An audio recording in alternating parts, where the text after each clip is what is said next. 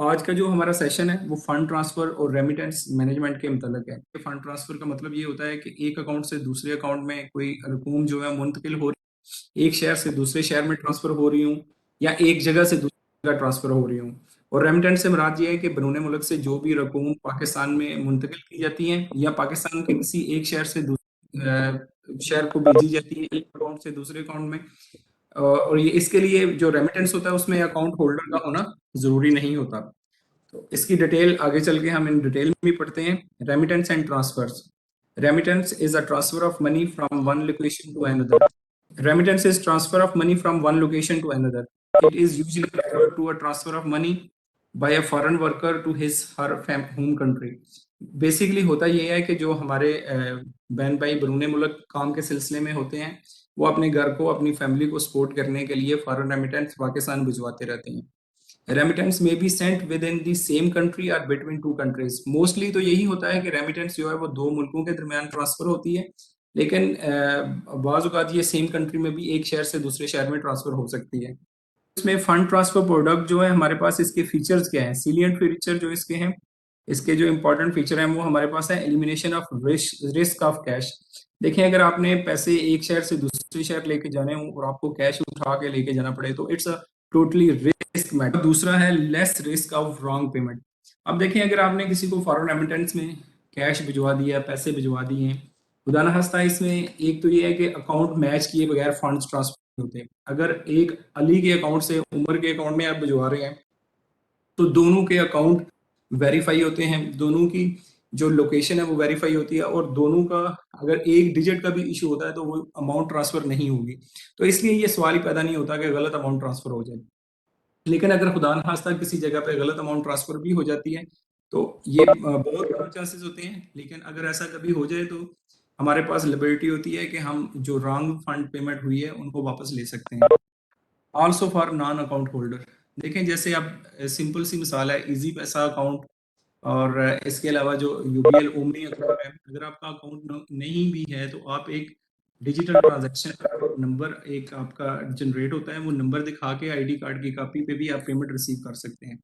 तो इसके लिए ज़रूरी नहीं है कि जब भी रेमिटेंस या फंड ट्रांसफर हो तो उसके लिए अकाउंट होना ज़रूरी है। अब तो आपको पता है, अगर आप यूबीएल डिजिटल ऐप यूज़ कर रहे हैं तो उसमें बड़ी ईजी से, बड़ी आसानी के साथ आप जो है किसी के भी आईडी कार्ड के ऊपर फंड ट्रांसफर कर सकते हैं, और उसको एक जो यूनिक आईडी नंबर जनरेट होगा, वो नंबर एक मैसेज आ जाएगा उसके ऊपर, और वो मैसेज और आईडी कार्ड लेके वो किसी भी जगह यूबीएल शॉप, जो कि मोर देन 44,000 पैन पाकिस्तान हमारे पास शॉप्स हैं, वहां से इनकैशमेंट करवा सकता है। अब इसमें जो है रेमिटेंस में अनलिमिटेड अमाउंट है, इसमें अमाउंट का कोई इशू नहीं होता। आप जितनी मर्जी अमाउंट जो है एक से दूसरी जगह ट्रांसफर कर सकते हैं। पहले इस पे ऊपर ये था कि 1 लाख रुपए आप करवा सकते हैं, 5 लाख करवा सकते हैं, लेकिन अभी आप अनलिमिटेड अमाउंट भी एक जगह से दूसरी जगह ट्रांसफर कर सकते हैं। आगे हम चलते हैं। आगे हमारा फंड ट्रांसफर प्रोडक्ट और इसके बेनिफिट और अट्रैक्शन क्या है। इसमें बेनिफिट क्या है। Less commission. देखें, इसमें अगर आप कैश कैरी करवाना चाह रहे हैं एक जगह से दूसरी जगह और किसी को भेज रहे हैं, हाई रिस्क भी होगा और बहुत ज्यादा चार्जेस भी आपको पे करना पड़ेंगे, लेकिन इसमें आपको कोई बिल्कुल लेस से चार्जेस हैं। और इसके अलावा सबसे स्पीड वाला कि एक जगह से दूसरी जगह अगर पैसे लेके जाने पड़े, इस चीज में काफी टाइम लगता है, लेकिन जब हम बैंकिंग चैनल यूज करते हैं तो एक सिंगल क्लिक पे with in a second amount जो है एक जगह से दूसरी जगह ट्रांसफर हो जाती है। इजी हैंडलिंग, और इसको हम इजीली हैंडल कर सकते हैं। हैंडलिंग से मुराद ये है कि बहुत ज्यादा डॉक्यूमेंटेशन हमें नहीं करना पड़ती और बहुत ज्यादा हमें वर्किंग नहीं करनी पड़ती इसके ऊपर। अब अगर पार्टीज की बात करें तो parties to remittance and transfer, तो इसमें जो है 3 पार्टीज होती हैं। पहली पार्टी सेंडर होती है, दूसरी बेनिफिशियरी होती है, तीसरी फाइनेंशियल सिस्टम होता है जिसको आप बैंक कहते हैं, कोई फाइनेंशियल इंस्टीट्यूशन हो सकता है। ठीक है जी। इसमें जो सेंडर होता है उसको क्या बेनिफिट है, good way to invest in home country. अब अगर अगर सेंडर जो है बैरून मुल्क काम कर रहा है और उसने अपनी रकम जो है वो पाकिस्तान में भिजवाई है, तो उसे मौका मिल जाएगा कि वो अपनी होम कंट्री में अमाउंट को इन्वेस्ट कर सके। Ability to easily support family back at home, और यही वजह है जो सबसे बड़ी वजह है मोस्टली केसेस में कि लोग जो हैं वो अपनी फैमिलीज को सपोर्ट करने के लिए अपने घरों को पैसे भिजवाते हैं, और that is the easy channel to support their families. इसमें रिस्क क्या हो सकता है। इसमें रिस्क है if sent improperly may result in loss और डिले। इसमें लॉस वाला तो चक्कर कोई भी नहीं होता, लेकिन डिले वाला होता है। अगर खुदा ना खास्ता कोई इम्प्रॉपर अमाउंट ट्रांसफर कर दी है तो उसमें डिले हो सकता है, और डिले होने की सूरत में जो फैमिली है जो कि जिसने अमाउंट रिसीव करनी थी उसके लिए इशू बन सकते हैं। इसके अलावा एक्सचेंज रेट फ्लक्चुएशन, अगर उसने अच्छा रेट है, अगर डॉलर ऊपर जा रहा है और वो किसी ऐसे मुल्क में काम करता है जहाँ पे जो करेंसी है वो एज अ डॉलर यूज हो रही है और उसका रेट ठीक है, तो वो उस रेट पे अपनी फैमिली को अच्छे तरीके से सपोर्ट कर सकेगा। लेकिन अगर डॉलर रेट नीचे आ जाता है, यूएई दिरहम नीचे आ जाता है, या जो भी करेंसी जिस मुल्क में वो काम कर रहा है वो डाउन होती है, तो उसकी फ्लक्चुएशन की वजह से उसे कम पैसे रिसीव होते हैं। इसके अलावा जी बेनिफिशियरी को इसकी क्या बेनिफिट है? बेनिफिट इसमें है कि income source from families of migrant workers.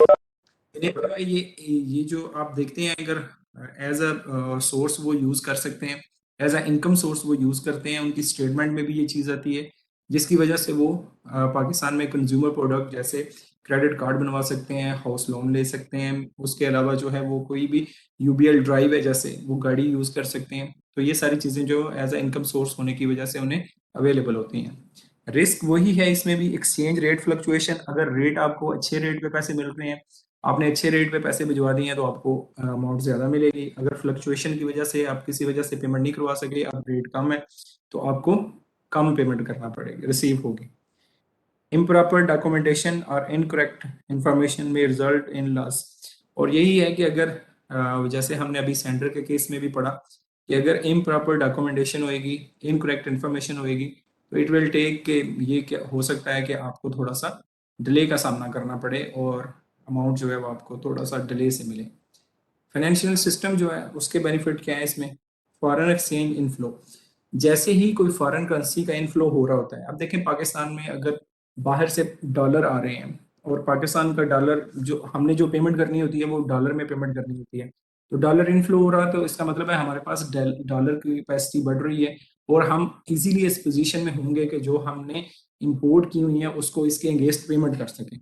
तो ये एक पेमेंट करने के लिए फॉरेन एक्सचेंज जो है वो इनफ्लो हो रहा है। फाइनेंशियल लिटरेसी जो है, लोगों को अवेयरनेस है कि अगर हम ये फंड्स बेचेंगे तो कितनी देर में पाकिस्तान में पहुंच जाएंगे, कौन से वाली स्कीम है जिसमें इन्वेस्ट कर सकते हैं। जैसे यूबीएल जो है वो बेरिया इनक्लेव की वाली स्कीम दे रहा है, डीएचए वाला कर रहा है, और इसके अलावा जो यूएसटी बॉन्ड है वो दे रहा है इसमें। तो फी बेस्ड इनकम, इसके अलावा बैंक को जो है ये फी बेस्ड इनकम अर्न हो रही होती है। चलें, अभी ये कस्टमर जो है वो अकाउंट ना भी खुलवाए, लेकिन आने वाले दिनों में ये फ्यूचर कस्टमर होते हैं। तो बैंक के हवाले से जो रिस्क होता है इसमें मनी लॉन्ड्रिंग और टेररिज्म फाइनेंसिंग का होता है। आगे हम चलते हैं जी, इसमें हमारे पास है डोमेस्टिक फंड्स ट्रांसफर प्रोडक्ट।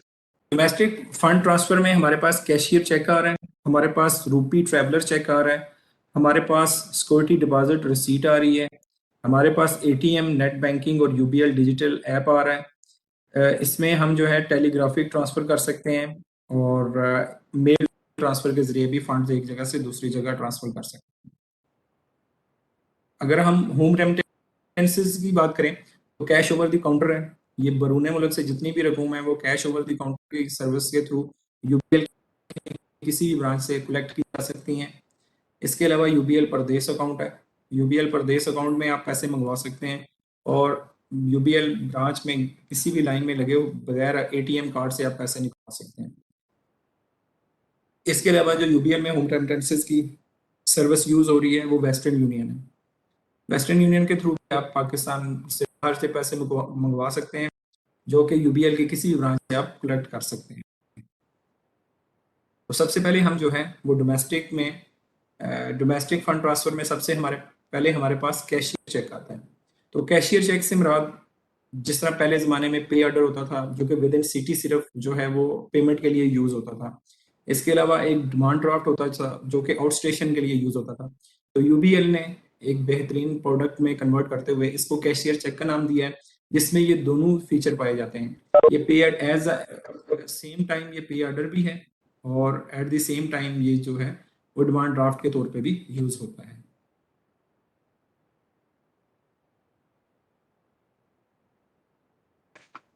इसके जो सेलिएंट फीचर हैं, एलिमिनेशन ऑफ रिस्क है। जब भी आप कैशियर चेक बनवाते हैं तो आपको कैश एक जगह से दूसरी जगह नहीं लेके जाना पड़ता, और ये क्योंकि पेइंग अकाउंट ओनली होता है किसी दूसरे के अकाउंट में कभी भी जो है वो ट्रांसफर खासा इसमें कोई थेफ्ट या लॉस्ट होने का मसला हो तो वो भी इजीली जो है वो मैनेज हो सकता है। एज पर बैंक की पॉलिसी है, प्रोसीजर है, आगे चल के हम वो पढ़ेंगे कि डुप्लीकेट सीसी कैसे बना सकते हैं। Less risk of wrong payment का भी इसमें है कि अगर कोई खुदा न खास्ता कोई पेमेंट गलत हो जाती है और जब तक सीसी पेड नहीं होता तब तक हम इस पोजीशन में होते हैं कि हम उसको वापस रिट्रीव कर सकें। और इसके अलावा सीसी में हम अनलिमिटेड अमाउंट जो है वो ट्रांसफर कर सकते हैं एक जगह से दूसरी जगह। कैशियर चेक में, cashier cheque is a fund transfer instrument issued by any branch of UBL on purchaser. इसमें जो अकाउंट होगा जो कैशियर चेक बनवा रहा है उसको हम परचेजर ट्रीट करेंगे। Payee can get the payment of cashier check from any UBL branch through his account। और जो इसका पेई है जिसने इसके फंड्स रिसीव करने हैं वो यूबीएल का अकाउंट होल्डर होगा या किसी दूसरे बैंक का अकाउंट होल्डर होगा, तो वो अपने अकाउंट में किसी पूरे पाकिस्तान में कहीं पे भी इसके फंड्स अपने अकाउंट में रिसीव कर सकता है। It has mix characteristic of bank draft and पे ऑर्डर। जैसे मैंने पहले डिस्कस किया कि ये डिमांड ड्राफ्ट और पे ऑर्डर का मिक्सचर है और इसमें ये दोनों खूबियां पाई जाती हैं। तो इसमें ये ज़रूरी नहीं है कि पे ऑर्डर में ये होता था कि हमें देखना पड़ता था कि इसको हमने विद इन सिटी जो है उसमें करना है, और जब डिमांड ड्राफ्ट को हम भेजते थे तो वो इंटरसिटी में भेजना पड़ता था। तो कन्फ्यूजन की वजह से बाद का इंटरसिटी वाला सिटी में चला जाता था में चला जाता था, जिसकी वजह से कस्टमर को डिले का सामना करना पड़ा था। तो अब हमने इसको सिंपल एक ही प्रोडक्ट बना दिया है जिसमें दोनों के डिमांड ड्राफ्ट और पे ऑर्डर दोनों के फीचर पाए जाते हैं। Cashier cheque, characteristic of cashier cheque. अच्छा, कैशियर चेक जो है वो गारंटी होती है कि इसकी पेमेंट होगी, क्योंकि ये बैंकर चेक के तौर पे ट्रीट हो रहा होता है। इसको एक बैंक ने इशू किया होता है और बैंक तब तक ये कैशियर चेक इशू नहीं करता जब तक आपके अकाउंट से जो फंड्स हैं उनको डेबिट नहीं कर लेता और सारे पेरेंट टेनर और बाकी सारी चीजें जो हैं वो उसको रेगुलराइज नहीं कर लेता, तब तक ये सीसी इशू नहीं होता। तो इसलिए कैशियर चेक की जो पेमेंट है वो तो गारंटीड है। इसमें ये हो ही नहीं सकता कि इसमें कैशियर चेक की पेमेंट ना हो किसी भी सूरत। हाँ, अगर इसमें अक्सर भी हम पढ़ेंगे कोर्ट की तरफ से कोई डिसीजन आ जाता है या कोई ऐसी हंगामी सिचुएशन हो जाती है या कोई और मामला हो जाते हैं तो इस वजह से वो स्टॉप पेमेंट की रिक्वेस्ट आ सकती है। अदरवाइज ये कभी भी नहीं रुक सकता, ये पेमेंट हमेशा हो के रहती है इसकी। This is an order instrument. Order instrument से मुराद ये होता है कि ये बाय नेम इंस्ट्रूमेंट होता है। अगर फहर अब्बास के नाम पे है तो ये फहर अब्बास के अकाउंट में ही जमा होगा, ये कभी भी किसी दूसरे के अकाउंट में जमा नहीं हो सकता। अगर ये कभी दूसरे के अकाउंट में फंड ट्रांसफर नहीं हो सकते तो ये इंस्ट्रूमेंट का सबसे बड़ा बेनिफिट हमें ये होगा। इशूड एज क्रॉस अकाउंट पे ओनली, और इसके ऊपर क्योंकि ये क्रॉस चेक होता है इसके ऊपर पे ओनली लिखा होता है। तो पे ओनली से मुराद ये है कि जिसके नाम पे बना हुआ है सिर्फ उसी के अकाउंट में इसकी पेमेंट रिसीव होगी। कस्टमर फ्रेंडली, कस्टमर के लिए ये बहुत इजी है कि वो एक कैशियर चेक बनाए और अमाउंट जो कैशियर चेक जाके अपने अकाउंट में जमा करवा दे, रेदर के वो अपनी अमाउंट जो है वो 50 लाख 1 करोड़ रुपया कैश कैरी करे और जाके अपने अकाउंट में जमा करवाए। उसमें फेक नोट का भी इशू हो सकता है, फेक और फोर्थ नोट का भी मसला हो सकता है। फिर उसमें उसको कैरी करने का सबसे बड़ा प्रॉब्लम है, एक जगह से दूसरी जगह लेके जाने का इशू है। तो ये कैशियर चेक तो जैसे ही वो कैशियर चेक बनाएगा एक कागज का टुकड़ा आराम से जेब में डाल के एक जगह से दूसरी जगह लेके जाने में उसको कभी भी कोई इशू का सामना नहीं करना पड़ेगा। और इसमें जो सबसे बड़ी बात है, no capping for amount of UBL account holder. UBL के जो अकाउंट होल्डर है उनके लिए किसी किस्म की कोई कैपिंग नहीं है, कोई अमाउंट का इसमें डिस्प्यूट नहीं है कि इतनी अमाउंट तक बना सकते हैं। यूबीएल का अकाउंट होल्डर जितने मर्जी अमाउंट का सीसी बनवाना चाहे वो बनवा सकते हैं। और इसमें बिल्कुल थोड़ी सी कमीशन पे करना पड़ती है। Other characteristic of cashier cheque, तो इसमें जैसे हमने पहले भी डिस्कस कर लिया, टाइप ऑफ इंस्ट्रूमेंट ऑर्डर है कि ये एक ऑर्डर इंस्ट्रूमेंट है, बाय नेम इंस्ट्रूमेंट होता है। Issued and payment by any branch. पहले तो ये होता था पे ऑर्डर उसी ब्रांच में पेमेंट होती थी जहां से वो इशू हो रहा होता था, और डिमांड ड्राफ्ट के लिए एक ब्रांच को आइडेंटिफाई किया जाता था कि वहां से पेमेंट होगी। लेकिन कैशियर चेक ने ये वाला मसला भी हल कर दिया कि यूबीएल की किसी भी ब्रांच में ये जो है इशू जिस मर्जी ब्रांच से आप इशू करवाएं और जिस मर्जी ब्रांच से जाके पेमेंट ले लें, इसकी जिस मर्जी ब्रांच से जाके पेमेंट अपने अकाउंट में आप रिसीव कर लें। और इसके बाद funds remain with issuing branch. Funds तब तक इशूइंग ब्रांच के साथ रहते हैं जब तक इसकी पेमेंट नहीं हो जाती। यूज्ड फॉर इंटरसिटी, ये दोनों अंदरूनी शहर और अंदरूनी मुल्क यूज हो सकते हैं। कमीशन एज पर एसओपी, इसकी जो नॉमिनल सी कमीशन है 200-300 रुपया, जो कि एज पर एसओसी आपको पे करनी पड़ती है। ऑथोराइज सिग्नेचर ऑफ इश्यूएंस, और जो लोग इसको ऑथोराइज करते हैं, यानी जो कैशियर चेक के ऊपर दो लोग साइन कर रहे होते हैं, उन्हें ऑथोराइज सिग्नेटरी कहा जाता है, और उन्हें पावर ऑफ अटॉर्नी होल्डर भी कहा जाता है, जो इसके ऊपर दो लोग साइन करते हैं। जी आगे हम जो है वो पढ़ते हैं जी कैशियर चेक। इसमें हमने अभी जो स्टडी करना है वो सीसी और सीबीसी इश्यूएंस प्रोसेस है। सीबीसी से मुराद है कॉर्पोरेट बैंकर चेक। अब पाकिस्तान में, पूरे पाकिस्तान में 3 ब्रांचें हैं जो कि कॉर्पोरेट ब्रांचेज हैं, जिसमें हमारा कॉर्पोरेट कस्टमर होता है, जैसे कि यूफोन हो गया, जैसे पीटीसीएल हो गया, जैसे पाकिस्तान इंटरनेशनल एयरलाइन हो गया। तो ये जो है ये हमारे कॉर्पोरेट कस्टमर हैं। तो लाहौर, कराची, इस्लामाबाद में 3 ब्रांचें हैं जो कि कॉर्पोरेट ब्रांचेज हैं। तो जो कैशियर चेक है वो रिटेल कस्टमर के लिए होता है, आम जो ब्रांच के कस्टमर होते हैं उसके लिए होता है, और कॉर्पोरेट जो है वो बड़े कस्टमर के लिए जो चेक डिजाइन किया गया है उसे कॉर्पोरेट बैंकर चेक कहते हैं। अच्छा जी, इसके बाद है process for verification of cashier cheque. इसके बाद हम पढ़ेंगे cashier cheque CBC payment process क्या होगा, कैंसिलेशन इसकी कैसे होगी, और कैंसिलेशन के बाद रिफंड और सीबीसी डुप्लीकेट कैसे इशू करेंगे हम, कैंसिलेशन, रिफंड और डुप्लीकेट इंस्ट्रूमेंट के इशुएंस के लिए हमें क्या क्या रिक्वायरमेंट होगी। इसके बाद जो है कैशियर चेक स्टेशनरी मैनेजमेंट क्या है, रीवैलिडेशन जैसे हमने पहले भी डिस्कस किया वो क्या होगी, ये सारी चीजें हमारे आगे हो जाएंगी। सबसे पहले जो हमारे पास आएगा वो है इश्यूएंस प्रोसेस, जो कि स्टेट बैंक ऑफ पाकिस्तान की इंस्ट्रक्शन के मुताबिक before processing the request of issuance of a cashier cheque, corporate banker check, the branch must ensure that the purchaser issuer has properly filled the remittance form and the following detail। जैसा कि हमें ये पता है कि state bank of Pakistan ने हमें instruction दी हुई है कि कोई भी जो आप कैशियर चेक या कॉर्पोरेट चेक बनाने से पहले आपने, आपका जो कस्टमर है उसने एक तो रेमिटेंस फॉर्म जो होता है वो एक तरह से रिक्वेस्ट फॉर्म होता है कि जिसपे वो ये रिक्वेस्ट कर रहा होता है कि सीसी बनवाना चाह रहा हूँ, मैं ऑनलाइन करना चाह रहा हूँ, मैं एसडीआर बनवाना चाह रहा हूँ, वो उसकी एक रिक्वेस्ट होती है। एक वो उसने फिल करना होता है, अगर वो यूबीएल का ही अकाउंट होल्डर है वो अपने अकाउंट की डिटेल, अपने कस्टमर की डिटेल, बेनिफिशियरी की डिटेल वो सारी फिल करेगा। और उसके बाद इसमें जो चीजें चाहिए होंगी वो क्या है, जो कि स्टेट बैंक की रिक्वायरमेंट है, नेम ऑफ रेमिटर, कि कौन जो है वो रेमिट कर रहा है, एप्लीकेंट कौन है, और इसकी कॉपी ऑफ वैलिड ग्लोबल सीएनएसी, अगर तो वो अकाउंट होल्डर है सीएनएसी हम उधर से देख लेंगे। उसका एनटीएन जो है, कॉर्पोरेट अगर चेक बना रहे हैं तो उसका एनटीएन नंबर लिखना जरूरी होता है, उसका कंप्लीट एड्रेस लिखना जरूरी होता है, उसकी कंटेक्ट डिटेल लिखना जरूरी होती है, और उसका पर्पस ऑफ रेमिटेंस कि ये बना रहा है, इन्वेस्टमेंट के लिए बना रहा है, एजुकेशन, चिल्ड्रन की एजुकेशन के लिए बना रहा है, कोई प्रॉपर्टी परचेज करने के लिए बना रहा है, किसके लिए ये सीसी बनवाना चाह रहा है, वो सारी डिटेल भी उसमें हमें मेंशन करना होगी। इश्यूएंस प्रोसेस में आगे हम देखते हैं नेम ऑफ बेनिफिशियरी, इसमें लिखेंगे उसकी डिटेल, ग्लोबल आईडी नंबर लिखेंगे, एनटीएन फॉर कॉर्पोरेट एनटीएन, फिर दोबारा आ गया इसमें कंप्लीट एड्रेस होगा, जो हमने एप्लीकेंट की डिटेल प्रोवाइड की वही सारी हम इसमें भी प्रोवाइड करेंगे। इसके बाद आ जाता है CC issuance process, CNAC number is recorded in this system, और इसके बाद हमने आईडी कार्ड जो नंबर है वो उसका सिस्टम में अपडेट करना है। In case of UBL account holder the customer provide remittance form duly completed and sign, लेकिन अगर वो यूबीएल का अकाउंट होल्डर है तो उसका अकाउंट नंबर ही हम मेंशन करेंगे, तो सारी डिटेल जो है फेच हो जाएंगी उसमें। CCCBS issuance process through check.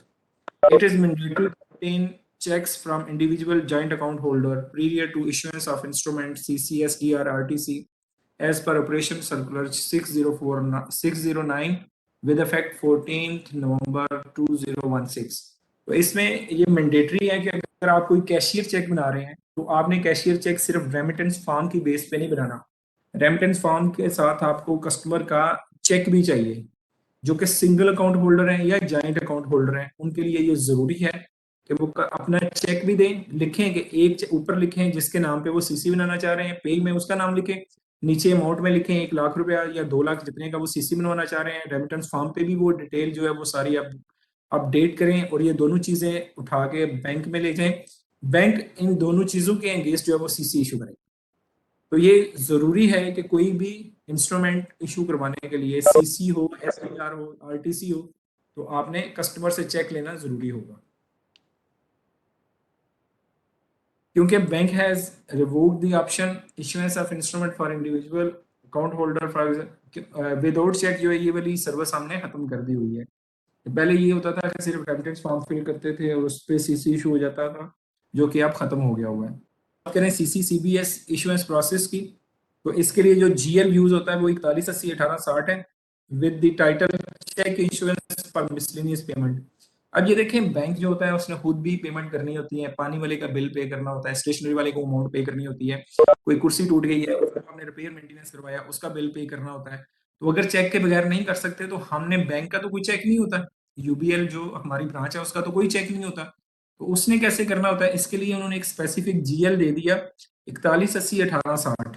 आपने क्या करना है, जीएल को डेबिट करके इस वाले जीएल में अमाउंट क्रेडिट करनी है, और जैसे ही आप इसमें अमाउंट क्रेडिट करेंगे आपको सीसी बनाने के लिए चेक की जरूरत नहीं पड़ेगी। विदाउट चेक जो है वो आप अपना जो वेंडर रिलेटेड पेमेंट है, रिफंड ऑफ इनिशियल डिपॉजिट है, एक बंदा अकाउंट खुलवाने आपके पास आता है और उसका अकाउंट किसी वजह से ओपन नहीं हो सकता, तो आपने अगर उसको जो है पेमेंट करनी है तो आप सीसी बना के पेमेंट करेंगे, उसके लिए फिर दोबारा से चेक लेने की जरूरत नहीं है। Payment to legal heir against deceased account, अगर कोई खुदा ना खास्ता बंदा फोत हो जाता है, उसका सक्सेशन सर्टिफिकेट अदालत से उन्होंने ले लिया, जिस तरह अदालत कहेगी कि फलां बंदे को इतना हिस्सा दे दे, फलां को इतना हिस्सा दे दे, तो उसमें भी चेक लेने की जरूरत नहीं है हमें। Payment against court order, legal matter, tax recovery notice etcetera, बाज़ टैक्स की रिकवरी हो जाती है, कोई लीगल मसला हो जाता है, कोर्ट ऑर्डर दे देती है कि फलां बंदे का अकाउंट डेबिट करके उसमें से इतने का सीसी बना के कोर्ट में जमा करवाएं। तो इसके लिए हमें कस्टमर से सीसी लेने की जरूरत नहीं है, वो आप अप्रूवल लेंगे, अकाउंट अप्रूवल लेके आप विदाउट चेक जो है कस्टमर अकाउंट का वो जो अकाउंट होल्डर है उसका अकाउंट डेबिट करके कोर्ट में या लीगल मैटर जो भी आपके रिलेटेड है या जो भी इनकम टैक्स की रिकवरी है उसको सीसी बना के दे सकते हैं। अदर बैंक इनिशिएटेड पेमेंट, अगर किसी दूसरे बैंक की पेमेंट है, जैसे एटीएम की पेमेंट होती है कि लेकिन ये हमारे यहाँ तो हेड ऑफिस लेवल पे होता है, अगर किसी दूसरे बैंक की पेमेंट है, उसने एटीएम कार्ड यूज किया, उससे पैसे नहीं मिले, तो आपके पैसे आपकी सेंट्री में आ गए, तो आप अपनी सेंट्री को डेबिट करके उसी नाम का सीसी बना के दूसरे बैंक को भिजवा सकते हैं, इसके लिए भी चेक की जरूरत नहीं होती। आगे अगर हम चलते हैं तो इश्यूएंस प्रोसेस है, when CCs to be issued against a cheque, the cheque must be posted prior to generating the instrument number and the voucher supervised as per limit assigned. इसमें वो कह रहा है कि जैसे ही आपके पास आपने कोई सीसी बनाना होता है तो सबसे पहले आपने कस्टमर का चेक डेबिट करना होता है, जो कि एज पर बैंक की प्रोसीजर जो है उसके अकॉर्डिंग टू दैट होता है, और अगर उसकी सुपरविजन जैसे 50,000 से ऊपर का चेक है तो उसका सुपरवाइजर भी इसको सुपरवाइज करेगा, तब ये प्रोसेस कंप्लीट होगा। The cheque number displayed on the system screen must match the number printed on instrument. वो कह रहा है जैसे ही आपके पास ब्रांच में सीसी का प्रिंटर होता है, सीसी प्रिंटर पड़ा होता है, उसमें जो इंस्ट्रूमेंट लगा हुआ है वो वाला नंबर और जो आपके पास सिस्टम में नंबर आ रहा है ये दोनों मैच करने चाहिए। ये नहीं है कि फिजिकल कोई और नंबर उधर चल रहा है और सिस्टम में कोई और आ रहा है। जैसे अगर दो यूटी हैं, एक यूटी को 1 नंबर से लेके 10 नंबर तक सीसी इशू किया गया और दूसरे को 11 नंबर से लेके 12 नंबर तक इशू किया गया। अब जो पहले वाला यूटी है उसने 1 नंबर सीसी उसमें लगाया हुआ है, तो सीसी इशू कर रहा है दूसरे वाला नंबर, दूसरे वाला यूटी जब इशू कर रहा है तो उससे सिस्टम में 11 नंबर सीसी शो हो रहा है, तो यहाँ पे फिजिकल 1 नंबर लगा हुआ है, तो ये गलत हो जाएगा, ये मिसमैच हो जाएगा, ये म्यूचुएट करना पड़ेगा, इसको कैंसिल करना पड़ेगा अगर ये बन जाता है। तो हमें क्या करना पड़ेगा, हमें ये देखना पड़ेगा कि जो सीसी बनाया है उसने अपना सीसी ही लगाया हो, उसका नंबर और सिस्टम का नंबर मैच कर रहे हो आपस में। A new instrument to be made where the printed number on the instrument matches the number on the, अगर वही कह रहे हैं कि अगर कोई मिसमैच प्रिंटिंग हो जाती है तो आपने इसको सिस्टम में कैंसिल करना है और नया सीसी जो सही नंबर वाला है वो दोबारा इशू करना है। एक काम की बजाय हमें 2 दफा ये काम करना पड़ जाएगा। Issuance charges and FED must be recovered as per SOC, SOC के मुताबिक जो भी आपके चार्जेस बन रहे हैं वो आपने उस पर रिकवर करने हैं। Issuance process, funds are parked and bills payable sundry CC payable 32 200 100, जितने भी आपके फंड जो भी सीसी बनेंगे आपका जीएल जो ब्रांच का है 32 200 100 वो ऑटो पे क्रेडिट होता जाएगा। The teller must write printed number of CC to reconciliation form recheck particular CC in less the request. तो इसमें जो है TMRB 0039 एक स्क्रीन होती है, सिंबल में यूज हो रही होती है, उसको आप निकाल लें, रिकंसिलेशन उससे आप बहुत इजीली कर सकते हैं। आपको ये भी पता चल जाएगा कि 32 200 100 में कितने सीसी आपके पड़े हुए हैं और आउटस्टैंडिंग सीसी कौन कौन से आ रहे हैं इसमें।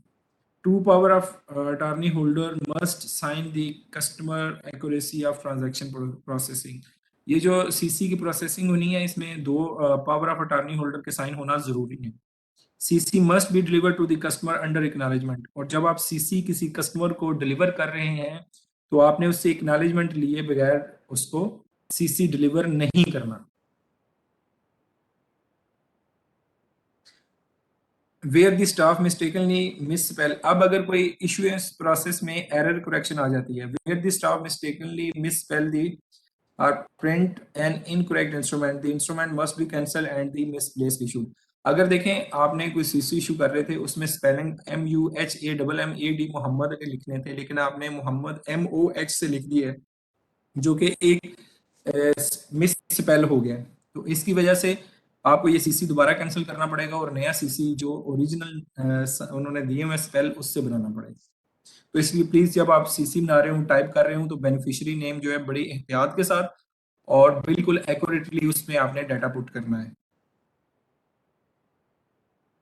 अगर सीसी को बूथ्स बूथ से मुराद ये होता है कि जिस तरह हमारी पंजाब यूनिवर्सिटी है, लाहौर यूनिवर्सिटी है, जो मुख्तलिफ यूनिवर्सिटीज हैं गवर्नमेंट की, वहाँ पे जो फीसिस जमा होती हैं तो वहाँ पे जो फीसी जमा होते हैं ये सारे जो है ये हमने कैसे इसको हमने करना है। तो बूथ दो तरह के होते हैं।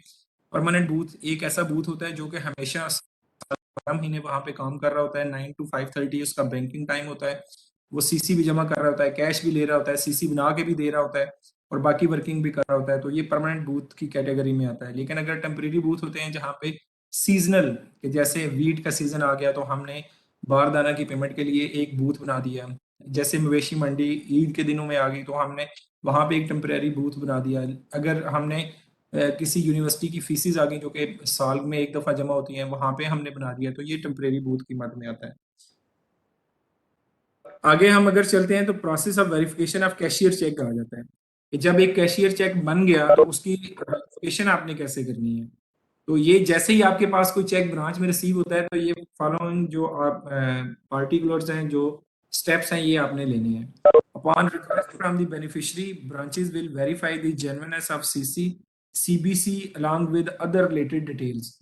इसमें सीसी का नंबर आप देखेंगे, अमाउंट देखेंगे, डेट देखेंगे, बेनिफिशियरी और परचेजर की डिटेल देखेंगे। इसके बाद branches will provide this information free of cost and will respond on standard format. Standard payment instrument verification form specimen form can be viewed in Annexure D as per Circular 9 number 462। 462 में जो Annexure D है उसमें उसका sample दिया गया है जो कि फ्री ऑफ कास्ट आपने बताना होता है कि इसकी वेरिफिकेशन ये वाला बिल्कुल ठीक है और ये पेमेंट के लिए काबिल कबूल है। The branches must also retain a copy of verification form in their record in sequential order। ठीक है, एक सीक्वेंस के तौर पे उन्होंने इसको भी अपने पास ब्रांच के रिकॉर्ड का हिस्सा बनाया। अगर हम बात करते हैं प्रोसेस की ही वेरिफिकेशन जो प्रोसेस है उसमें customer beneficiary can verify genuineness of instrument UBL contact centre around 24 hours in a day 7 days in a week। ये भी आप कर सकते हैं। एज पर सर्कुलर 5696 आपको लिबर्टी देता है कि आप कस्टमर को गाइड करें कि यूबीएल हेल्पलाइन पे कॉल करके वो इसकी कंफर्म कर सकता है कि ये इंस्ट्रूमेंट ठीक है, किसके नाम पे बना हुआ है, कितनी अमाउंट बनी हुई है, इसमें कोई मसला तो नहीं है। ठीक है, इसके अलावा ब्रांचेस में TMRB 0786 थर्ड पार्टी मॉड्यूल में डिपॉजिट में जाएंगे, रिपोर्ट्स में जाएंगे, पेमेंट इंस्ट्रूमेंट वेरिफिकेशन में जाएंगे और screen has been enabled in symbol by which branch can verify the genuineness। Screen से भी आप सीसी की वेरिफिकेशन कर सकते हैं कि वो जेन्युइन सीसी है कि नहीं है। Branches will provide and also retain a copy of verification form in their record in sequential order. ठीक है, ये भी वही चीज होगी। अब आगे हम आते हैं सीबीसी सीओसी की पेमेंट के सिलसिले में। अभी तक जो हमने सीसी को इशू किया उसकी वेरिफिकेशन की और उसके अलावा जो हमने पॉइंट्स पढ़े, अगर किसी पॉइंट में आप समझते हैं, कोई आपको समझने में क्लैरिटी चाहिए, कोई पॉइंट ऐसा है जिसमें आपको समझ नहीं आई तो प्लीज आप डिस्कस कर सकते हैं। सर ये वेरिफिकेशन का प्रोसेस काइंडली रिपीट कर दें। देखिए वेरिफिकेशन से मुराद क्या होगा, आपके पास ना एक सीसी आएगा ब्रांच काउंटर पे, तो जैसे ही बेटा आपके पास कैश काउंटर के ऊपर आप बैठे हैं, आपके पास एक सीसी आता है कि यार इसकी पेमेंट करनी है, तो आप उसको कैसे देखेंगे? आप पहले देखेंगे, उसकी स्टेशनरी पकड़ेंगे, आपको नजर आएगी ये ठीक है। आप उसको यूवी लैंप में ले जाएंगे, जाके देखेंगे वाटर मार्क और बाकी चीजें इसमें आ रहे हैं। उसके बाद आईवीआर मार्कर लगाएंगे, तो उससे पता चल जाएगा कि इंक जो है वो साबित कर रही है कि ये ओरिजिनल है। इसके बाद आप TMRB 0786 स्क्रीन होती है एक, इस वाली स्क्रीन में जाके उसका इंस्ट्रूमेंट नंबर देंगे। जैसे ही आप नंबर देंगे तो वो नीचे आ जाएगा कि ये फहर अब्बास के नाम से बना हुआ है, ये 1 मिलियन का सीसी है और ये पेएबल फलां पे है, और ये सारी डिटेल उस पर आ जाएगी। अब देखें, आपने सीसी फिजिकली भी चेक कर लिया, सिस्टम में जिस नाम से इशू हुआ है वो भी आपने चेक कर लिया, तो अब आपको कोई मसला नहीं है, इसकी वेरिफिकेशन हो गई, अब आप पेमेंट कर सकते हैं इसकी। Thank you sir. सर मेरा भी एक क्वेश्चन है। जी जी बोलें। सर पेमेंट करने से पहले हमें उस बंदे के आईडी कार्ड रिक्वायर्ड होगा? नहीं, देखें आईडी कार्ड इसलिए रिक्वायर्ड नहीं होगा, वो जो पे ऑर्डर, वो जो सीसी लेके आए ना आपके पास बेटा, वो डिपॉजिट स्लिप भी फिल करके लाएगा। तो डिपॉजिट फिल स्लिप जो है उसके ऊपर लिखा होगा अकाउंट नंबर और उस बंदे का नाम। जैसे आपका नाम क्या है? जरगाम। जरगाम लिखा होगा, उसके ऊपर लिखा होगा जरगाम और आपका अकाउंट नंबर लिखा होगा। अब आपने देखने हैं अकाउंट पे जरगाम लिखा हुआ है, डिपॉजिट स्लिप जो उसने फिल की है, और जो सीसी के ऊपर पे नेम लिख रहा है वो भी जरगाम लिखा हुआ है, आगे जरगाम का आईडी कार्ड लिखा हुआ है। तो फिर तो ये पता चल गया कि ये इसी अकाउंट में होना है। लेकिन अगर जरगाम के अकाउंट में वो जमा करवाना चाह रहा है और जरगाम खुद ही आया है और ऊपर नाम फखर लिखा हुआ है, तो ये कभी भी नहीं जमा हो सकता, क्योंकि बेनिफिशियरी डिटेल मिसमैच हो रही है सीबीसी पेमेंट प्रोसेस में। तो CC is signed by 2 authorized officer and there is no authorized alteration। इसमें कोई भी किसी किस्म की अल्टरेशन नहीं कर सकते। Signature of authorised staff have also been verified. जिन लोगों ने ये सिग्नेचर किए होते हैं ऑथोराइज्ड स्टाफ ने, उनके भी साइन हमने वेरीफाई करने होते हैं। Cashier cheque is not stale, for example it is not more than 6 month old. जो भी चेक पेमेंट के लिए आए वो 6 महीने पुराना नहीं होना चाहिए। The payment of instrument is processed by drawing a line across it and posting in the system। इसके अलावा जी आपने क्या करना है, CC CBC payment purpose, no cash payment to anyone. ये जो कैशियर चेक है ये कभी भी कैश में पेमेंट नहीं हो सकता, ये सिर्फ अकाउंट में ही पेमेंट हो सकती है। अच्छा, इसके बाद आगे आ जाते हैं हम, डुप्लीकेट सीसी का भी इशू करना पड़ता है। Only the issuing branch is authorized to reissue CCs. आपने ये चीज मेक श्योर करनी है, जिस ब्रांच ने पहले सीसी इशू किया हुआ है वही ब्रांच दोबारा उसको डुप्लीकेट सीसी इशू कर सकती है। जिस तरह हमने बताया कि पेमेंट तो वो किसी भी ब्रांच में ले सकते हैं, लेकिन डुप्लीकेट सीसी इशू की कैंसिलेशन जो है वो सेम जो पेरेंट ब्रांच है सिर्फ वो कर सकती है। Before issuing of duplicate CC the branch must ensure the obtain the following। ये चीजें होनी चाहिए उसके पास, customer return request for cancellation and duplicate issuance. सबसे पहले जब भी डुप्लीकेट सीसी आपने इशू करना है, आपके पास कस्टमर की रिक्वेस्ट होनी चाहिए और पहले वाला सीसी कैंसिलेशन की रिक्वेस्ट होनी चाहिए, ठीक है। उसके बाद police daily diary report number, copy of loss of original CC. अब ये देखें, ये जो सीसी डुप्लीकेट बनवा रहा है वो इस वजह से बना रहा है कि वो गुम हो गया, गुम हो जाता है उसकी FIR की कॉपी भी आपने साथ में। इसके बाद जो तीसरी चीज चाहिए वो affidavit on non judicial stamp paper to the effect that original cashier cheque has been lost before the delivery to the intended beneficiary wherein he she shall provide indemnity bond favoring against all claims, suit, proceeding, action, cost, losses and charges and expenses which may arise against suffered by the bank। एक affidavit उसने देना है जिसमें वो ये चीज confirm कर रहे हैं कि मेरे बैंक के अगेंस्ट कोई क्लेम नहीं है, मैं बैंक के अगेंस्ट कोई भी सूट या कोई वो जो है वो नहीं कर रहा, कोई केस नहीं कर रहा, मेरी कोई प्रोसीडिंग इसके अगेंस्ट नहीं है, मैं कोई एक्शन नहीं करना चाहता, इसकी जितनी भी कास्ट, लॉसेस, चार्जेस और एक्सपेंस है वो मैं बेयर करूंगा, बैंक ये बेयर नहीं करेगा। ठीक है जी, ये वो एफिडेविट पे ये चीज लिख के देता है। एफिडेविट का जो है वो सर्कुलर 462 है, उसका एनेक्चर बी में ये एफिडेविट दिया हुआ है, आपने उसका बस प्रिंट जो है वो 500 वाले नॉन जुडिशियल स्टाम्प पेपर पे उसका प्रिंट लेके कस्टमर के साइन करवाना है उसके ऊपर। और ये किस में हम कर रहे हैं, डुप्लीकेट सीसी इशूएंस में कर रहे हैं। इसके बाद branch will verify the customer signature on the request and ensure that the indemnity is as per bank prescribed format। और ये जो जैसे वो indemnity है वो उसके जो annexure बी के मुताबिक उसके प्रेस्क्राइब फॉर्मेट पे होने चाहिए, कोई अपनी तरफ से नहीं वो उसमें ऐड लेस कर सकता। Upon receipt of mandatory document from the purchaser of the instrument, the branch must, सबसे पहले तो वो जो सीसी है उसको कैंसिल मार्क करना होगा, इसके बाद स्पेसिफिकली मार्क दे। अब जब वो नया सीसी इशू होगा उसके ऊपर ये चीज जरूर लिखनी है आपने, duplicate instrument issued in leave of the original, और ओरिजिनल आगे सीसी का नंबर देंगे आप, तब जाके डुप्लीकेट सीसी आपका इशू होगा। इसके बाद जब आप आगे चलेंगे, issuance of duplicate cashier cheque, corporate bank cheque in case customer does not want to new. अब ये सिचुएशन है कि कस्टमर का कैशियर चेक तो चोरी हो गया, लॉस्ट हो गया, लेकिन वो कहता है कि मुझे नया सीसी नहीं बनाना, आप जो है इसको ही मेरे अकाउंट में क्रेडिट कर दें, ठीक है। इस वाली सिचुएशन में इसे कहते हैं ये इशुएंस ऑफ ये रिफंड करना। It must branch responsibility to recover all applicable it in such circumstances, branch must issue another CC by debiting CC cancel sundry. सबसे पहले आपने सीसी जो है ना वो कैंसिल करके ब्रांच की एक सन्ड्री अकाउंट होता है, मिसलिनियस अकाउंट होता है, उसमें डालना है, और फिर सन्ड्री को डेबिट करके कस्टमर के अकाउंट में वापस क्रेडिट कर देना है।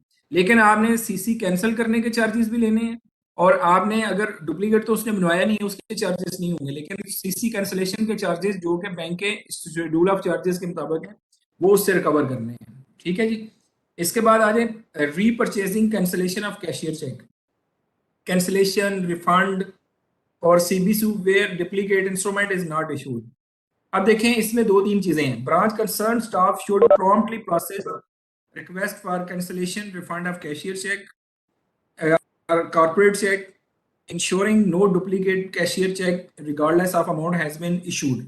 अब सबसे पहले जब पेमेंट के लिए आएगा तो वो सबसे पहले उसने ये भी चेक चीज कंफर्म करनी है कि इसके अगेंस्ट कोई डुप्लीकेट सीसी तो इशू नहीं हुआ, अगर नहीं हुआ तो पेमेंट करने में कोई मजायका नहीं है।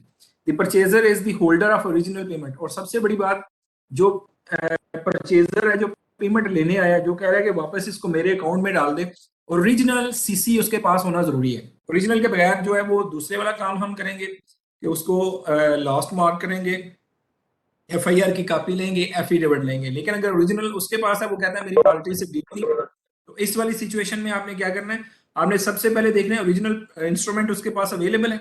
अगर उसके पास अवेलेबल है तो उसके अकाउंट में ये जो क्रेडिट हो रहा है इसको हम रिफंड बोलेंगे। कैंसिलेशन के बाद डुप्लीकेट नहीं हो रहा, कैंसिलेशन के बाद रिफंड हो रहा है, ठीक हो गया जी। अब अगर आगे हम पढ़ते हैं तो cancellation refund of CC where duplicate instrument issue. अब देखिए वो कह रहा है कैंसिलेशन कैसे होगी और रिफंड कैसे होगी सीसी का या कॉर्पोरेट बैंकर चेक का, वेयर जहां पे डुप्लीकेट इंस्ट्रूमेंट इशू किया हुआ है। इसमें lawful discharge of beneficiary for cancellation, refund of the duplicate CC, CBC in the favour of purchaser. अब ये देखिए एक बंदा आपके पास आ गया, वो आके कहता है यार ये मैंने टोयोटा मोटर के नाम पे सीसी बनवाया था, मैं गाड़ी लेना चाह रहा था उससे, लेकिन अब मेरी डील खत्म हो गई है, टोयोटा ने इसके पीछे डिस्चार्ज लिख दिया है कि please pay to the purchaser, और या इसमें उसने अपने स्टैंप करके साइन कर दिया और एक लेटर लिख दिया है जिसमें ये लिखा हुआ है कि ये बंदा हमारे पास इतनी अमाउंट का सीसी लेके अब क्योंकि हमारी डील नहीं हो सकी तो हम इसको सीसी वापस दे रहे हैं जो कि इसके अकाउंट में दोबारा क्रेडिट कर दें। तो ये वाला लेटर होना और लॉफुल डिस्चार्ज होना ये दोनों चीजें जरूरी हैं, और इसके लिए स्पेसिमेन जो है वो नेक्सर सी ऑफ ऑपरेशन पहले ही अटैच है। तो ये 462 सर्कुलर जो है आपने निकाल के इसके सारे अनेक्सर आपने एक दफा देख लेनी है। सर एक क्वेश्चन है। जी जी सर जैसे मैंने अभी आपने जैसे कहा कि मैंने टोयोटा मोटर्स के नाम का ना एक सीसी बनवा ली है, ठीक है, और वहां पे गया हूँ गाड़ी परचेज करने, लेकिन मेरी डील नहीं बन पाई और मैंने वहां से गाड़ी नहीं ली, तो ये जरूरी है कि मैं उनसे वो जो स्टैंप है वो लगवाऊं जो आप अभी कह रहे थे? देखिए जो कंपनी के नाम पे है ना, जो कंपनी के नाम, अब अगर देखें आपका नाम है अली जी, और आपने की लेकिन आपकी डील नहीं हुई, तो हमजा के नाम पे जो अकाउंट है उसमें डिस्चार्ज नहीं चाहिए क्योंकि दोनों इंडिविजुअल हैं। लेकिन देखें कंपनीज जो होती हैं उनके साथ जो डीलिंग होती है ना वो बैंक ऐसे नहीं कर सकता क्योंकि बैंक को लीगल कॉन्सिक्वेंसेस का सामना हो सकता है। कल को वो कंपनी कह दे कि ये बंदा जो है आपके बैंक से इसने मुझे सीसी की कॉपी भेजी थी, तो ये सीसी नहीं जमा करवाया, बैंक ने कैसे उसको वापस ले लिए, तो बैंक के लिए मसला होगा। मैंने जैसे आपको बताया ना कि कैशियर चेक कभी भी जो है रुकता नहीं पेमेंट के लिए, इसलिए पेमेंट होनी होती है। लेकिन अगर पेमेंट नहीं हो रही तो इसकी स्पेसिफिक चीजें हैं कि वो कंपनी खुद ही लिख दे कि हमारी डील नहीं हुई तो इसलिए वापस इसको इसके अकाउंट में जमा कर दें। ना इसमें बैंक का कोई रिस्क है, ना उस कंपनी का कोई रिस्क है।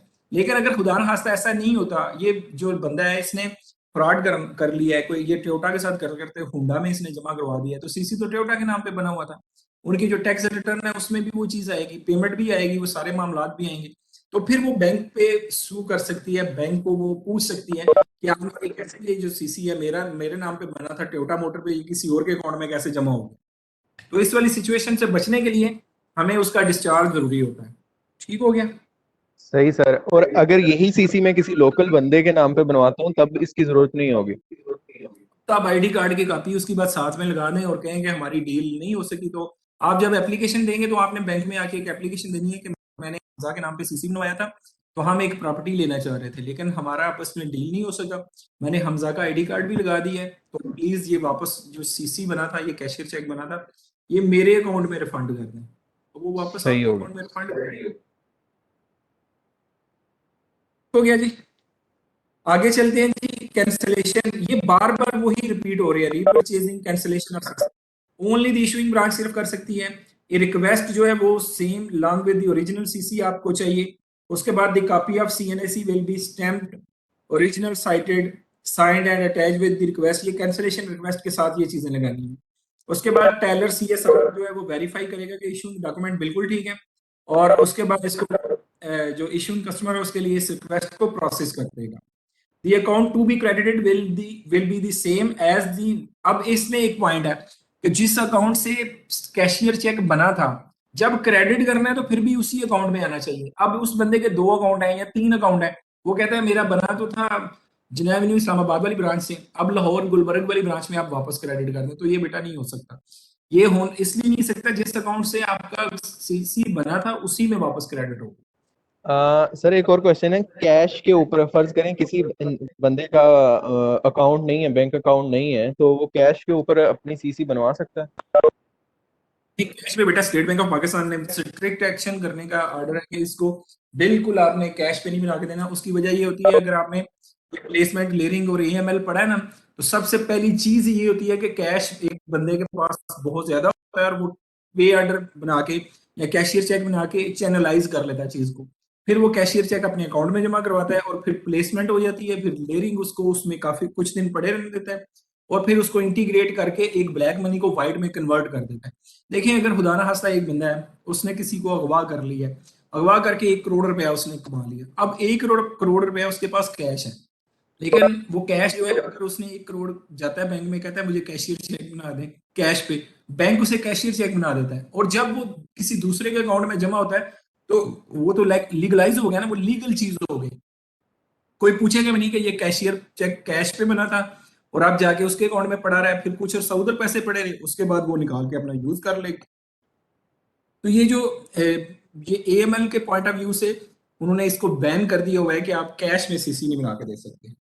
सीसी और सीबीसी रीवैलिडेशन की ये क्वेश्चन हमने पहले भी कर चुके हैं। Request for revalidation will be made by the issuer. जो इशूअर ब्रांच है सिर्फ वही रीवैलिडेट कर सकती है। रीवैलिडेशन से मुराद क्या होगा? रीवैलिडेशन से मुराद होगा एक सीसी आपने बनवाया, 6 महीने तक उसकी पेमेंट नहीं ली, तो आप जब पेमेंट के लिए लेने जाएंगे तो वो उसे कहेंगे कि ये जो है ये वाली तो आप ये चेक तो स्टेल हो चुका है। तो जो इशूइंग ब्रांच है वो इशूइंग ब्रांच में जाके उन्हीं लोगों के साइन करवा के जो है वो उसको डेट के ऊपर एक लाइन लगाएगा, डेट के ऊपर लाइन लगा के नई डेट लिखेगा और 2 बैंक के ऑथोराइज ऑफिसर जो है वो साइन कर सकते हैं। इसमें अगर वो ऑफिसर कहीं ट्रांसफर हो गए हैं तो जो मौजूदा पावर ऑफ अटॉर्नी होल्डर का स्टाफ है वो दोनों भी साइन करने के मिजाज हैं ब्रांच में। तो ये जो है some important particle circulars on CC, ये सीसी के रिलेटेड जो सर्कुलर है ये स्लाइड आपके पास वैसे भी है, ये प्लीज आई सजेस्ट कि आप एक दफा ये सर्कुलर अपनी अंडरस्टैंडिंग के मुताबिक पढ़ लें, ताकि जब आप ब्रांच में जाएं तो आपको चीज़ों का पता हो। आपको ये भी पता हो कि 500 वाला नॉन जुडिशियल स्टाम्प पेपर लेना है, एफआईआर भी कस्टमर पे करवानी है जो चेक गुम जाता है उसका, और कस्टमर की रिक्वेस्ट सबसे पहले लेनी है। तो जब आप ये चीज़ें अपने ऑपरेशन मैनेजर को बताएंगे तो उन्हें पता होगा कि आप सारी चीज़ों की नॉलेज थ्योरेटिकली जानते हैं, प्रैक्टिकली आप इंशाल्लाह ब्रांच में ये देख लेंगे। जिस तरह हमारे पास सीसी था कैशियर चेक, इसी तरह हमारे पास एसडीआर होता है, सिक्योरिटी डिपॉजिट रिसीट। ये सिक्योरिटी डिपॉजिट रिसीट देखें, ये इसमें और कैशियर चेक में ये डिफरेंस है, ये आगे चल के हम पढ़ते भी हैं। इसमें दोनों में ये डिफरेंस है, जितने भी गवर्नमेंट और सेमी गवर्नमेंट वो इसके बेनिफिशियरी होते हैं, और ये सिर्फ किस पर्पस के लिए बनाई जा सकती है, ये गवर्नमेंट और सेमी गवर्नमेंट के जितने भी टेंडर हैं, बिड्स हैं, कॉन्ट्रैक्ट हैं और अदर सिमिलर रिक्वायरमेंट है उसके हवाले से हो सकती है, जैसे बार देना की पेमेंट के लिए, वीट बैग की प्रिक्योरमेंट के लिए, इन फेवर ऑफ गवर्नमेंट और सेमी गवर्नमेंट। ठीक है, तो ये चीज आप लोगों ने इंश्योर करनी है। देखिए सीसी कोई भी बनवा सकता है, आप ब्रांच में जाएं, आपका अकाउंट है यूबीएल में, आप जाके कहें मुझे 100 रुपए का, 500 रुपए का, 1000 रुपए का सीसी बना दें, लेकिन एसडीआर नहीं बना सकते आप। एसडीआर बनाने के लिए आप जाएंगे, आप कहेंगे यार मैंने गवर्नमेंट का एक कंट्रैक्ट लेना है, मैंने गवर्नमेंट का वो जो टेंडर आया ना अखबार में, उसकी आप कटिंग लेके जाएंगे, ये जो कंट्रैक्ट है इस पे टोकन मनी इतनी आ रही है तो मैंने ये एसडीआर बनवानी है, तो वो तब बनाई जा सकती है। और ये सिर्फ और सिर्फ, जिस तरह सीसी तो किसी के नाम पे भी हो सकता है, हमजा के नाम पे हो सकता है, अली के नाम पे हो सकता है, फखर के नाम पे हो सकता है, अब्बास के नाम पे हो सकता है, लेकिन जो एसडीआर होती है वो सिर्फ गवर्नमेंट और सेमी गवर्नमेंट इंस्टीट्यूशन के नाम पे होगी। जैसे लिखा होगा कि treasurer of government of Punjab, treasurer of professional government authority, ठीक है, ट्रेजरर ऑफ एफडब्ल्यूओ, तो ये इस तरह से बन रहा होगा। ठीक है, तो मेन डिफरेंस एसडीआर और इसमें ये है कि ये जो है एसडीआर हमेशा government institution as a beneficiary बनवा के देते हैं।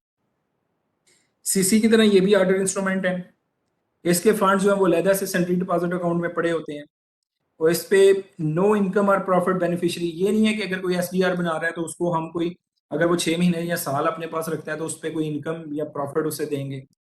इस पे नॉन नेगोशिएबल, नॉन ट्रांसफरेबल है, इस पे जिसके नाम पे गवर्नमेंट की वही अपने अकाउंट में जमा करवा देती है। इसका जो वैलिडिटी पीरियड है वो 1 ईयर है, सीसी में हमने पढ़ा वो 6 महीने है, लेकिन इसमें 1 साल है, और ये कब से है, इसकी डेट ऑफ इशुएंस से। ठीक है, इसके बाद उसी तरह जिस तरह सीसी को रीवैलिडेट करते हैं, इसको भी रीवैलिडेशन करवाना पड़ेगा। जो मैं आपको बता रहा था, ये सिर्फ इशू हो सकती है, can only be issued in favour of government, semi government institution as beneficiary. ये जो है ना सिर्फ गवर्नमेंट और semi government institution as a beneficiary इसको बनवा सकते हैं, दूसरा प्राइवेट लोगों में बाय नेम कभी भी एसडीआर नहीं बनती। ये जब आप ब्रांच में जाएंगे तो आप लोगों को थोड़ा सा परेशानी का सामना करना पड़ेगा, क्योंकि एसडीआर डिपॉजिट में शो होती थी, तो लोग क्या करते थे, जब ज़कात का आखिरी दिन होता था तो कहते थे मुझे एसडीआर बना के दो। एसडीआर बनाने से उनका 2 फायदे होते थे, एक तो एसडीआर बैंक का डिपॉजिट कम नहीं होता था, वो जितना है उतना ही आ रहा रहता था, लेकिन दूसरा जो है वो उसके नाम पे बन गई, तो एसडीआर अपने नाम पे बना के वो घर ले जाता था, फर्स्ट रमजान गुजरा तो वो वापस जमा करवा देता था। तो इससे स्टेट बैंक ने आप अबुलिश कर दिया हुआ है, तो जब भी आप ब्रांचेस में जाएं तो ये चीज आपने बिल्कुल इसकी नफी करनी है और ये बिल्कुल बना के नहीं देनी। इसके बहुत ज्यादा लीगल कॉन्सिक्वेंसेस हैं और बहुत ज्यादा चीजों का सामना करना पड़ता है आगे जाके, जो हो सकता है कि आपकी लाइलमी से कुछ लोग इसका फायदा उठाने की कोशिश करें। इसके बाद can be issued to both account holder in walk in and person and walk in person, ये अकाउंट होल्डर को भी बना के दे सकते हैं, वॉक इन पर्सन को भी बना के दे सकते हैं, लेकिन वॉक इन पर्सन के लिए क्या जरूरी है, branch must obtain confirmatory cheque from individual account, वो तो हो गया। सीनियर प्रोडक्ट मैनेजर, अब इसमें अगर कोई वॉक इन कस्टमर है तो उसके लिए बनाने के लिए आपको क्या चाहिए, सीनियर प्रोडक्ट मैनेजर लाइबिलिटी की अप्रूवल चाहिए, हेड लाइबिलिटी प्रोडक्ट की चाहिए, head retail product to BBG, group head GEBBG, मतलब ये जो अप्रूवल्स हैं ये खुद से ही आप समझ सकते हैं ये इम्पॉसिबल है कि ये अप्रूवल लेके एक वॉक इन कस्टमर को बनाना, तो ये भी अकाउंट होल्डर को ही मोस्टली हम प्रेफर करते हैं। इश्यूएंस प्रोसेस इसका भी वही है जिस तरह से सीसी का था, कस्टमर का नाम, शनाख्ती card number, NTN, complete address, purpose of SDR, जो ये सारी चीजें लिखी होनी चाहिए। उसके बाद आप वेरीफाई करेंगे कस्टमर के सिग्नेचर फ्रॉम एसएस कार्ड, और उसके बाद रिसीट फ्रॉम कैश, उसका जो अकाउंट है उससे डेबिट करके चेक के थ्रू उसकी जो एसडीआर है वो इशू कर देंगे। और इसके लिए भी इन case of mismatch SDR number, अगर देखें कोई खुदा ना खास्ता एसडीआर प्रिंटर में और पड़ी हुई है और आप सिस्टम में किसी और पे प्रिंट कर देते हैं, तो आपको म्यूचुलेट करनी पड़ेगी, और म्यूचुलेट करके उसको आपको बैंक का कार्ड रखना पड़ेगा, और ये आपने ऑडिट ट्रेल के लिए अपने पास मेंटेन करनी है। अगर हम बात करें सिक्योरिटी डिपॉजिट रसीद की इशुएंस की ही, इसके बाद आपने branch user must affect transfer और cash receive stamp from the date acknowledgement on the remittance form, remittance form के ऊपर आप कैश ट्रांसफर की स्टैंप लगा देंगे, 2 पावर ऑफ अटॉर्नी होल्डर उसके ऊपर साइन करेंगे। इन केस ऑफ एनी एरर जो है उसके ऊपर कैंसल्ड लिखेंगे, और कैंसल्ड डॉक्यूमेंट जो है वो आप अपने पास ऑडिट रिकॉर्ड के लिए प्रिजर्व करके रखेंगे। The instrument may be deliver to the account holder को आप दे सकते हैं। और अगर कोई अकाउंट होल्डर खुद नहीं लेना चाहता, उसने किसी को अथॉरिटी लेटर दिया होगा। अथॉरिटी लेटर क्या होगा, उसके ऊपर लिखा होगा अथॉरिटी लेटर, और लिखा होगा कि I Fahar Abbas authorize mister Ali to collect SDR number ये वाला, अमाउंट इतनी, in favour of this to UBL फलाम ब्रांच से, और नीचे आगे उसका आईडी कार्ड, और आईडी कार्ड वाले साइन होंगे, और साइन को वेरीफाई कर रहा होगा कस्टमर। आप इस अथॉरिटी पे एसडीआर जो है अथॉरिटी लेटर पे भी किसी को दे सकते हैं। ये मतलब ये नहीं है कि अकाउंट होल्डर अगर नहीं है तो अथॉरिटी लेटर पे आप किसी को पेमेंट कर सकते हैं। ये branch to ensure that SDR is delivered to authorized person after obtaining. आपने उसको कैसे देखना है, आपने उसका ओरिजिनल आईडी कार्ड देखना है, और फिर आईडी कार्ड की कॉपी भी उसके साथ लगानी है, और ये देखना है ये दोनों चीजें मैच कर गई हैं, तब आपने उसको ये एसडीआर डिलीवर करनी है। इनकैशमेंट प्रोसेस में आए कि ये कैसे इसको हमने वापस ट्रांसफर करना है, तो ये भी एसडीआर में be presented at any branch for payment इधर थ्रू क्लियरिंग और जिस तरह एक सीसी किसी भी ब्रांच से पेमेंट हो सकता है, इसी तरह एसडीआर भी किसी भी ब्रांच से पेमेंट हो सकती है। इसमें देखने वाली चीजें जो है वो क्या है, SDR sign by 2 authorized person, के जो एसडीआर है उस पर 2 ऑथोराइज्ड पर्सन ने साइन किए हों। Signature of authorised staff have also been verified, और ये आपने वेरीफाई करना है। ये जब आप ब्रांच में जाएंगे तो आपके पास एक ऑथोराइजेशन की आईडी बनेगी जिसको आपने देखना है, और उससे वेरीफाई करने के बाद आपने उसको पेमेंट करनी है। एसडीआर इज नॉट एक्सपायर्ड, ये 1 साल के अंदर एक्सपायर्ड नहीं होती, 1 साल के बाद जो है तो इसको दोबारा से रीवैलिडेट करवाना पड़ता है।